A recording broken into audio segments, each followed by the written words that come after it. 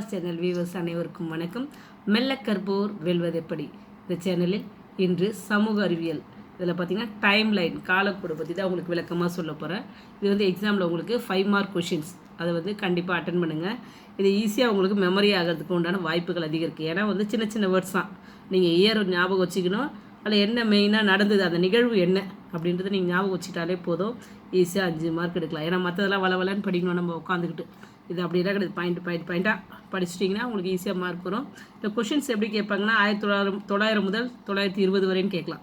அப்போ அந்த 2020 நம்ம மேட்ச் மாதிரி தான் வந்து அட்டன் பண்ண போகிறோம். இந்த 20க்குள்ளார உங்களுக்கு எத்தனை ஈவெண்ட், ஒரு 5 ஈவெண்ட் நல்லா படிச்சிங்கன்னா தெளிவாக இருந்தீங்கனாலே கரெக்டாக எழுதிடலாம். 5 மார்க் கண்டிப்பாக உண்டு. அதனால் தெளிவாக படிக்கும்போதே சொல்லி படிங்க, எழுதி பாருங்கள், நல்லா படித்து டெஸ்ட்டில் அட்டன் பண்ணுங்கள்.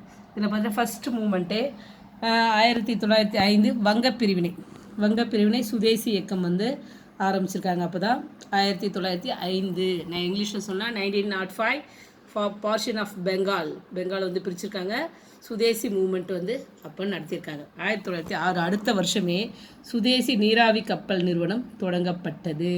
அதே தான் இங்கிலீஷ்லேயும் Swadeshi stream navigations company was started ஆரம்பிச்சிருக்காங்க. அப்போ தான் வந்து கப்பல் நிறுவனத்தை வந்து நம்ம வந்து இந்தியாவில் ஆரம்பிச்சிருக்காங்க. எந்த ஆண்டு? 1906ஆம் ஆண்டு. அப்படியே போனோம்னா 1910க்கு மேலே பார்த்தீங்கன்னா 15 கிடையாது, 16 தான். 1916 தன்னாட்சி இயக்கம் லக்னோ ஒப்பந்தம் வந்து 1916. இங்கிலீஷில் சொன்னால் 1916 ஹோம் ரூல் லிகிவ் லக்னோ ஃபேக்ட் ரெண்டுமே வந்து அந்த இயரில் நடந்திருக்கு.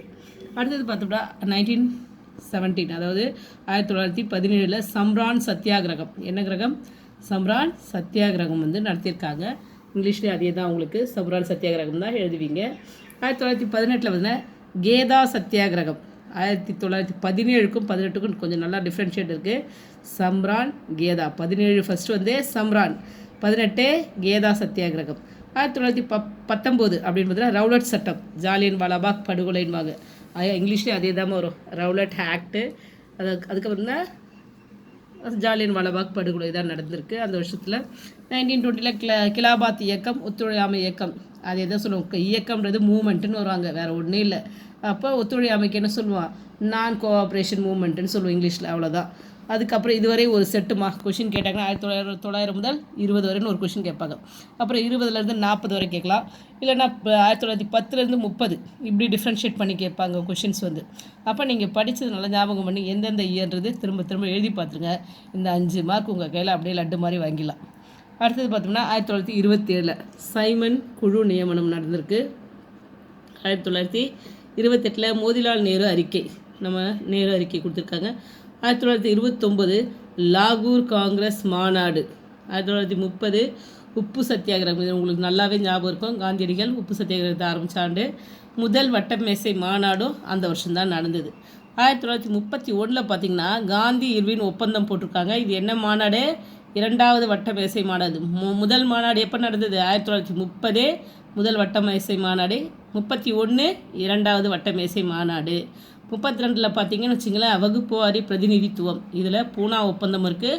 3வது வட்ட மேசை மாநாடு. 3 மாநாடு வரிசையாக நடந்திருக்குமா, இது ஞாபகம் வச்சுங்க. 30, 31, 32. இங்கிலீஷில் பார்த்தீங்கன்னாலும் 30 வந்து salt satyagraha first round table conference நடந்தது. அடுத்தது 31 காந்தி இர்வின் ஃபேக்ட் நடந்திருக்கு. செகண்ட் ரவுண்ட் டேபிள் கான்ஃபரன்ஸ் நடந்திருக்கு. 32 கம்யூனல் அவார்ட் பூனா பேக்ட். அப்புறம் தேர்ட் ரவுண்ட் டேபிள் கான்ஃபரன்ஸ் நடந்திருக்கு. அதே மாதிரி தான் இங்கிலீஷ் தமிழில் 2 சொல்லியிருக்கேன் உங்களுக்கு. 1935 ரொம்ப முக்கியமான ஒரு வருஷம். 1935 தான் வந்து இந்திய அரசு சட்டம் வந்து தொடங்கியிருக்காங்க. இங்கிலீஷில் சொன்னால் the government of India act. Questions அடிக்கடி கேட்பாங்க, நீங்கள் டிஎன்பிசி எழுதும்போது கூட இந்த கொஷின்ஸ் வந்து வரும். ஏன்னா 1935 என்ன நிகழ்வு நடந்தது, இல்லைனா இந்திய அரசு சட்டம் எந்த ஆண்டு நடந்தது அப்படின்னு கொஷின் கேட்பாங்க. 1935. 1937 பார்த்தீங்கன்னா மாகாணங்களில் முதலாவது காங்கிரஸ் அமைச்சரவை அமைக்கப்படுதல். ஒவ்வொருத்தரையும் காங்கிரஸ் அமைச்சரவை உருவாக்கியிருக்காங்க. 37 ஃபஸ்ட்டு காங்கிரஸ் மினிஸ்ட்ரி இன் ப்ரொவின்சஸ். அடுத்தது 1940 ஆகஸ்ட் நன்கொடை. இது அடிக்கடி கேட்குற கொஷின் தான். ஆகஸ்ட்டு ஆஃபர்னு ஒரு ஆஃபர் விட்டாங்க. எதில்? பிரிட்டிஷ்காரன் நம்ம இந்தியன்ஸ்க்கு வந்து நேவிக்கு கொடுக்குறான். ஆகஸ்ட் ஆஃபர், நீங்கள் வந்து எங்கள் கூட சப்போர்ட் பண்ணிங்கன்னா நான் உங்களுக்கு சுதந்திரம் கொடுத்துறேன் அப்படின்னு சொல்லிட்டு ஒரு ஆஃபர் விடுவாங்க. இதுதான் வந்து ஆகஸ்ட் ஆஃபர். அதில் தனிநபர் சத்தியாகிரகம் இருக்குது. இண்டிவிஜுவல் சத்தியாகிரகா அப்படின்னு சொல்லுவாங்க. 1942 பார்த்தா கிரிப்ஸ் தூதுக்குழு அமைச்சாங்க. அதில் வெள்ளையனே வெளியேறு இயக்கம் காந்தியடிகளால் ஆரம்பிக்கப்பட்டது. 1942 Cripps mission quit India movement, அதாவது அமைதியாக நடக்கணும் அப்படின்றதுக்காக பண்ணியிருக்காங்க.